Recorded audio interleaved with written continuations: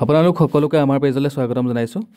এইটো এডভাৰটাইজমেণ্ট আহিছিলে কামৰূপ জুডিচিয়েৰী ৰিক্ৰুটমেণ্ট হয়। আপোনালোকে ভিডিঅ'টো সম্পূৰ্ণকৈ চাব। এই ভিডিঅ'টোত আপোনালোকে সকলোখিনি গম পাব, ঠিক আছে। ভিডিঅ'টো সম্পূৰ্ণকৈ চালেহে গম পাব, ঠিক সেইটো কাৰণে মই আগতীয়াকৈ কথাটো কৈ দিছোঁ।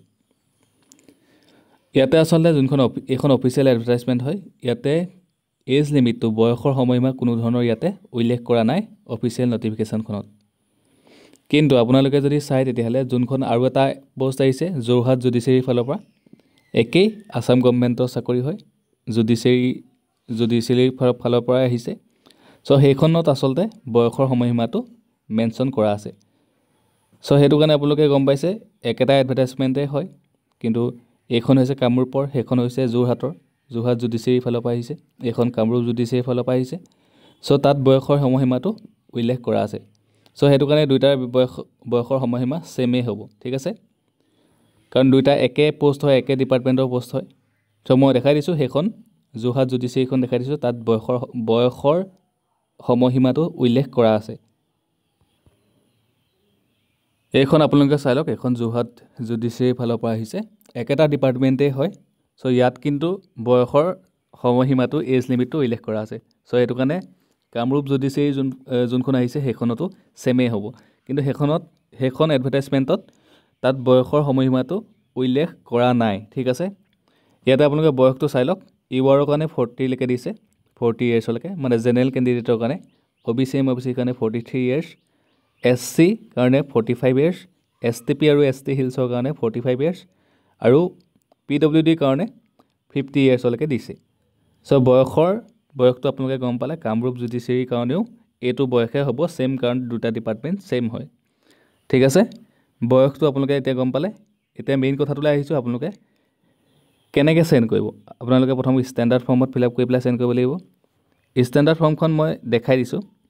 অলৰেডি মই ভিডিঅ' বনাই দি থোৱাই আছে যে এডুকেশ্যন কোৱালিফিকেশ্যন কি লাগিব, বা আপোনালোকে এজ লিমিটটো তাত মই কৈ দিছিলোঁ, আৰু কিমানটা পষ্ট আছে, চ' গোটেইখিনি কৈ থোৱা আছে। কিন্তু এইটো ভিডিঅ' জাষ্ট আপোনালোকক মই এটা কাৰণে বনাই দিছোঁ, লগতে এজ লিমিটটো আৰু লগতে আপোনালোকে ক'ত চেণ্ড কৰিব লাগিব।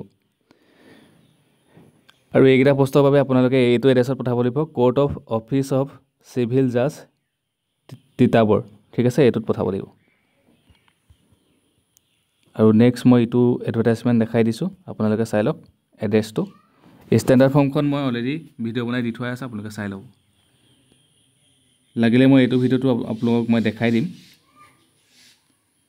ষ্টেণ্ডাৰ্ড ফৰ্মখন হৈছে এইখন, আপোনালোকে চাই লওক। এইখন হৈছে ষ্টেণ্ডাৰ্ড ফৰ্মখন। এইখন আপোনালোকে কম্পিউটাৰ দোকানত গৈ পেলাই ক'লেই হৈ যাব যে ষ্টেণ্ডাৰ্ড ফৰ্ম এখন উলিয়াই দিয়ক, পাৰ্ট 9 বুলি ক'ব। চ' এইখন আপোনালোকক উলিয়াই দিব। এইখনত আপোনালোকে দেখা পাইছে। ইয়াতে আপোনালোকে কি কৰিব লাগিব, ইয়াতে আপোনালোকে ফটোখন দিব লাগিব, ফটোখন লগাব লাগিব। ইয়াতে আপোনালোকে আঠা লগাই পেলাই ফটো লগাই দিব। এতিয়া আপোনালোকে ক'লৈ পঠিয়াইছে তাত দিব, পষ্টৰ নাম দিব, কি পষ্টৰ কাৰণে আবেদন কৰিছে, ইয়াতে ডিপাৰ্টমেণ্টটো দিব। যেনে কামৰূপ জুডিচিয়েৰী ৰিক্ৰুটমেণ্টৰ কাৰণে যদি আবেদন কৰিছে কামৰূপ জুডিচিয়েৰী, তাতে সেইটো দিব। এতিয়া আপোনালোকৰ নেম, এড্ৰেছখিনি দিব। তাৰপিছত নেক্সট ইয়াতে ছিগনেচাৰ থাকিব, ডেট থাকিব, গোটেইখিনি আপোনালোকে ফিল আপ কৰিব পাৰিবই। ইয়াতে গোটেইখিনি উল্লেখ কৰা আছে, আপোনালোকে ফিল আপ কৰি ল'ব। নেক্সট আহিলে এতিয়া এড্ৰেছটো আপোনালোকে যোৰহাট জুডিচিয়েৰীটো গম পালেই। এতিয়া মই দেখাই দিছোঁ যোনটো কামৰূপ জুডিচিয়েৰী আছিলে, সেইটো দেখাই দিছোঁ। এইটো হৈছে কামৰূপ জুডিচিয়েৰী, যোনটো আপোনালোকে পঠাব লাগিব, যোনটো এড্ৰেছটো মই দেখাই দিছোঁ এবাৰ। ষ্টেণ্ডাৰ্ড ফৰ্মত ফিল আপ কৰিব। ফিল আপ কৰাৰ পিছত আপোনালোকৰ যোনখিনি জেৰক্স কপি হয়, যেনেকৈ আপোনালোকৰ এডুকেশ্যন কোৱালিফিকেশ্যন চাৰ্টিফিকেট, মাৰ্কশ্বিট, তাৰপিছত ডেট অফ বাৰ্থ, তাৰপিছত আপোনালোকৰ এমপ্লয়মেণ্ট এক্সচেঞ্জ চাৰ্টিফিকেটখন, কাষ্ট চাৰ্টিফিকেট, গোটেইখিনি জেৰক্স কৰি পেলাই ষ্টেণ্ডাৰ্ড ফৰ্মখনত আপোনালোকে ষ্টেপল মাৰি পেলাই গাঁঠি দি পেলাই আপোনালোকে এনভেলপত ভৰাই পেলাই পষ্টযোগে পঠাব লাগিব। এইটো এড্ৰেছটো দেখাই দিছোঁ। এইটো এড্ৰেছত মই জুম কৰি দেখাই দিছোঁ এবাৰ।